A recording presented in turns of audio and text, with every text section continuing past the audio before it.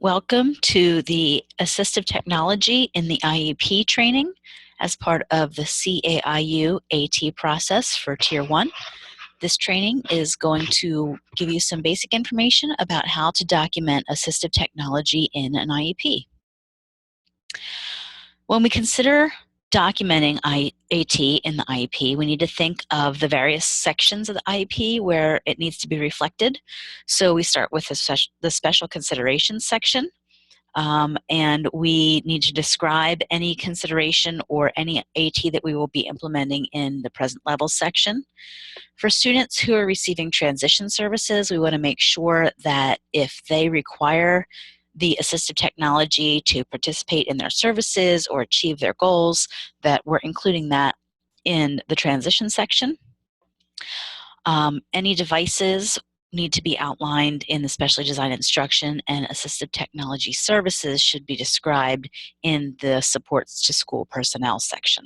So we're going to go through each of these sections and look at how we would document that. So starting with the special considerations, one question that we hear a lot is, what box do we check? When do we check yes? When do we check no? So we're going to talk a little bit about how we go through that consideration process. IDEA says that for every student with an IEP, the team has to consider the need for assistive technology. So this doesn't necessarily mean that you're going to check the box yes for every student, but any student who has an IEP, the team really needs to be talking about and thinking about whether there is technology that would help that student to achieve their goals or that would meet a functional need. And really, when we're talking about consideration, it's just referring to how the team uses a process to determine whether they're going to take action with regards to assistive technology, and then making sure that they're documenting those actions for each student. So that's how we consider assistive technology. And then once we have that conversation, or we start talking about that, the way we document it in the IEP is like this.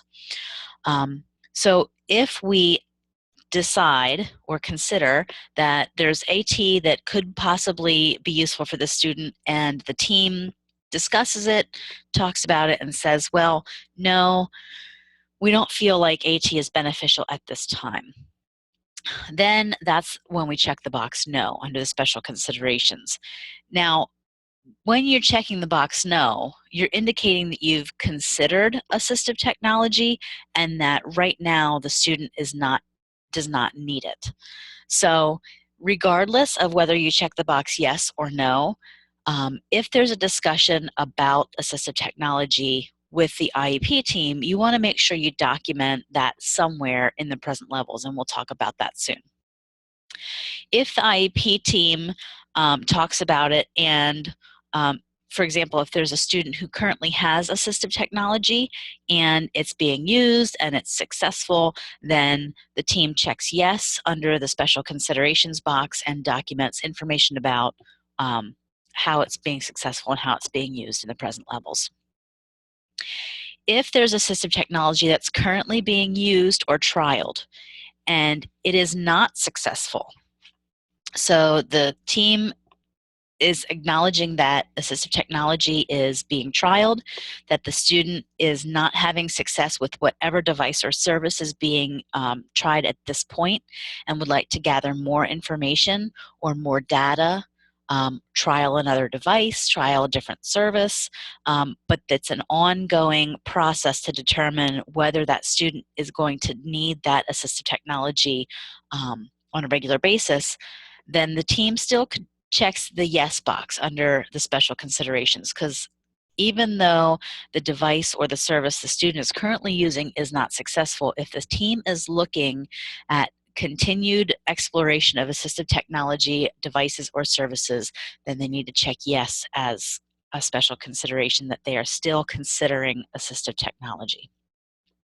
The last scenario is that when a student is not currently using assistive technology, so a student might be having difficulties with communication or difficulties with reading or writing or any one of multiple different issues. But the team would like to implement or trial some different technologies to see if it would help the student. And at this point, they do not have data about whether the student's using it because they haven't used it yet, but they are planning on collecting data on a trial. Then they should check yes under the special considerations to indicate that this is going to be part of an ongoing process. Whether you check yes or no in the special considerations, if there's a conversation about assistive technology during the IEP team meeting with the parents, among the school staff, we want to make sure that whatever that decision is, we document it somewhere in the present levels. So when we get to the present levels, that's where we clarify why we checked which box in the special considerations section. So when we talk about what we write here, we have to think about what sort of skills the student has and what skills are being addressed or what skill deficits the assistive technology is being used to make up for. We have to talk about and look at data that is collected from the use of the assistive technology so that we can use that data to support our decision, whether it's to implement assistive technology on an ongoing basis or to say that the assistive technology has not really been beneficial for the student. We need to have data to support that. And then the last thing we need to look at is what kinds of support will the student and the staff and the family need to access and use the assistive technology appropriately. So when we think about the skills, what sorts of skills are we targeting for assistive technology? It could be communication skills, it could be academics, mobility, etc. But we have to think about the functional skills the student is lacking and how that's going to be supported with assistive technology. Once we decide how we're going to do that with the AT that we're going to trial or that we're using currently, we want to make sure that we're collecting data about how that is working. So for example, if we decide or the IEP team decides that they want to trial some word prediction software for a student who really has difficulty writing, the team needs to decide how they're going to collect data on that. So are they going to look at baseline data of writing samples, maybe a total word count of how many words the student wrote, how many are spelled correctly, how many grammatical structures are correct in their baseline data, and then collect data ongoing as the student trials the software that they're using and see how that data changes over time with the use of the assistive technology. If the team is trialing something that they're not sure is going to work, we need to make sure that we're putting forth some very clear-cut data collection tools, methods, so that at the end when we compare the data, we can use it to make a decision of, yes, this worked, we would like to implement it. No, it didn't work, we like to explore another option, or no, it didn't work and we don't feel assistive technology is appropriate at this time. The data needs to be presented so that the team has evidence to support their decision. The last thing that we need to do with AT is to describe the services or support that is required for the student to use it. And so this could be if the student needs to learn how to use a certain software or a certain device, if the family needs to learn how to use a certain software or a certain device. Because just like with anything else with the IEP, we want to make sure we have our continuity throughout the document. So if we're identifying something as a consideration on the special considerations, we want to clarify that in the present levels, and then we're going to outline how that's going to look in the specially designed instruction, the supports for school personnel, and we want to make sure that's very clear. Also, if you're going to be implementing a device or service, you want to make sure that you indicate it as a need at the end of the present level section, so you do have that continuity. When we look at transition, we have to ask, does the student require the assistive technology in order to participate in his or her transition activities and services? If so, then that information needs to also be reflected in the transition grid. And the present level is related to transition. So if a student is using a communication device and that's their primary mode of communication, then when they're communicating with others related to post-secondary education, the work environment, or independent living, if they require that device or service for assistive technology to participate in those goals, we need to make sure that that is clarified and easily understood in the transition section. When we look at specially designed instruction, this is where we give some more information or some more specific information about the device or the accessories.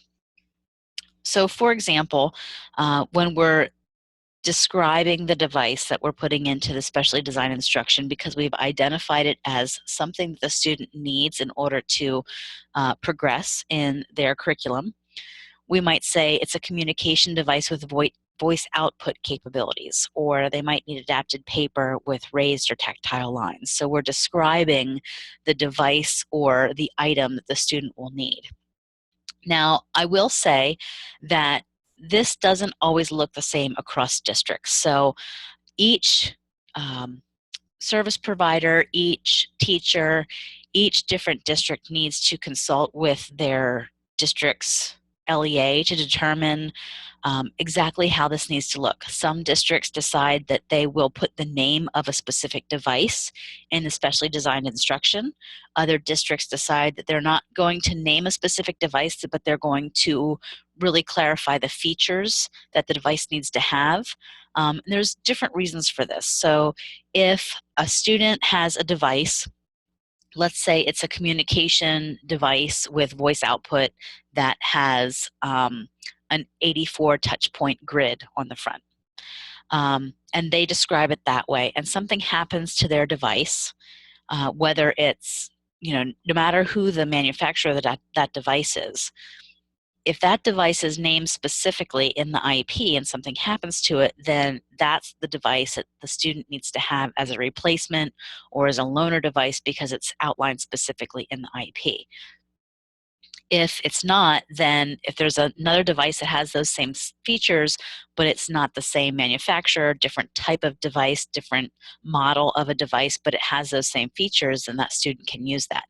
There's benefits of both ways. So each individual teacher, each individual district makes that decision within their district. So please check with your LEA to determine how that should be outlined in the specially designed instruction. As far as specialized accessories, this is something that we also have to remember to outline in the SDI grid. So for example, if a student is using a laptop to access speech to text, and they are in a noisy environment and the laptop isn't picking their voice up very well, and they need a headset with a boom microphone, that's the kind that comes around in the front of their mouth. That accessory of the headset also needs to be listed and clarified so that anyone working with that student understands that it's part of it's an accommodation that they require. Other things to consider would be if a student is working with a specific browser.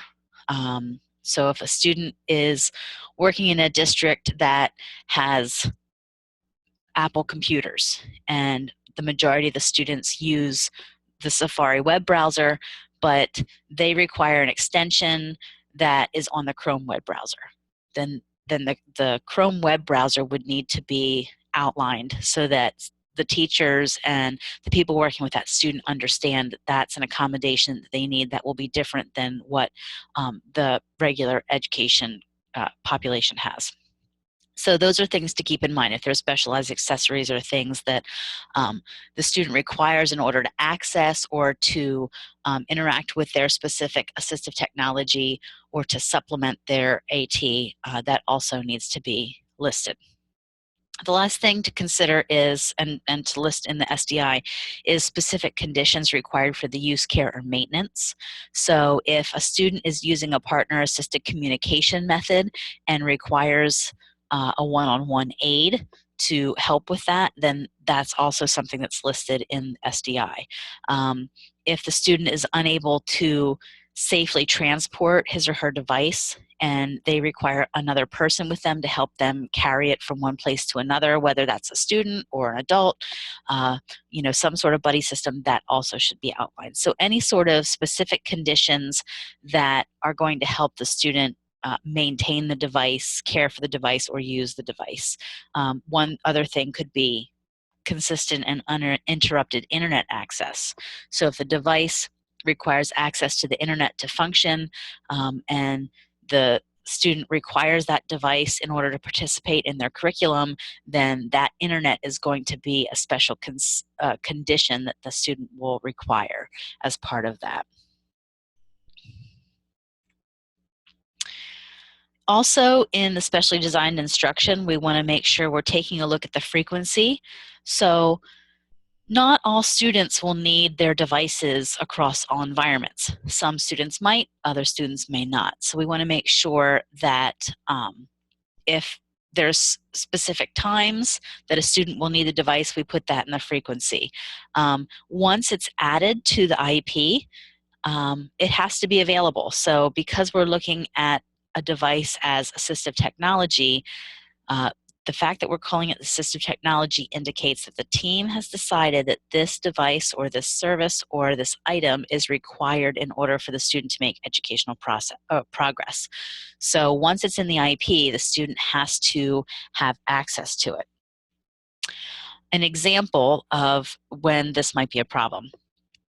So if a student has an iPad or a laptop or access to a computer, and they're accessing that computer for some sort of software that they're requiring for communication or reading or writing, whatever they're using as assistive technology software on that computer.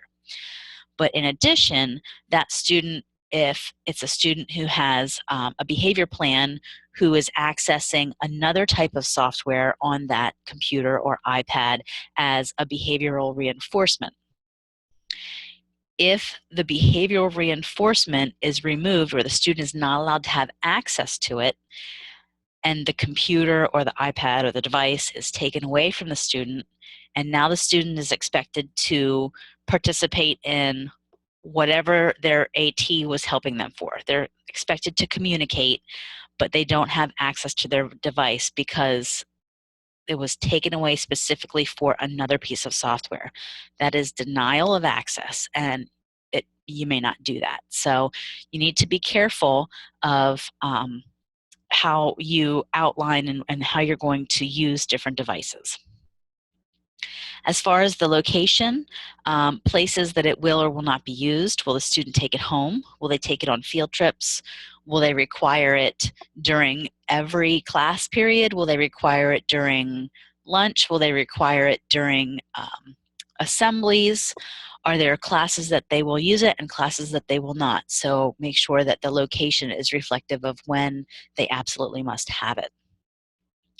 When we look at start and end dates, when we implement assistive technology and when we check the yes box under the special considerations, that's an indicator for example, for an auditor to look to make sure things are implemented. So the IEP timelines and implementation dates still apply.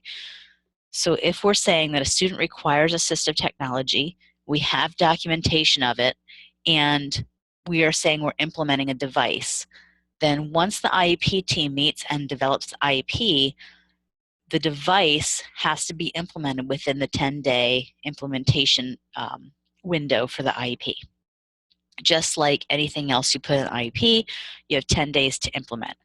Now, with assistive technology, there might be an instance where the team has trialed a device, they have determined that a specific device is going to be useful, but they don't have the device in hand yet. So maybe the device is ordered and it hasn't arrived yet. The team knows that it's going to arrive in 2 weeks, but in the meantime, they're using a different device, or there's not a device in place until the new device arrives. You want to make sure that you reflect that in the start and end dates. So if today is February 1st and the IEP team is developing the IEP today, we know it has to be implemented by the 10th, but our device isn't coming until the 14th. Then I would simply indicate that in the present levels that the device is on order and will arrive on the 14th.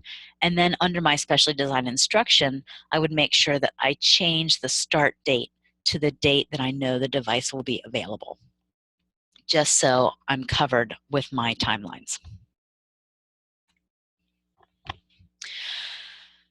Moving on to supports to school personnel, this is where we will include a description of AT services. So the specially designed instruction is where we describe or include the device or the item. So it doesn't have to be a high-tech device. It could be a low-tech or no-tech device. That's in the SDI. SSP, or supports to school personnel, is where we look at things like, does the student require school personnel to evaluate their needs for AT? Is there someone from the school who's going to be working on purchasing, leasing, acquiring the device? Is there customization or adaptation that needs to be done with the device? Does the student need to have something fitted to a wheelchair or to their computer or something with the device that they are able to use it? Are there some sort of coordination with other therapies or interventions among people or staff that are using the device with the student or teaching the student how to use it? And then is there training or technical assistance that's going to be required so that the student, the family, and the professionals that are working with the student can participate and can understand how to use the device. So these are all services that need to be kept in mind, and if any of these are going to apply, then they should be outlined in the supports to school personnel with what type of service or what type of support, who will provide the support, and how that's going to look. And all this information was taken directly from the annotated IEP form from the patent website. So I would encourage you, if you have any questions or you're not sure how this should look, you should go to patent.net and download their annotated IEP form, and you can have some more information about it. So that's some information. It was really quick in general about adding AT to the IEP, but that should be enough to get you started as far as considering AT and making sure that you're having the continuity throughout the IEP document to reflect how you are selecting and implementing any assistive technology devices or services. So thank you for listening. And again, if you need more information, you can go to the patent.net website. And if you click under Educational Initiatives and Assistive Technology, there are additional resources there to help you with AT in the IEP.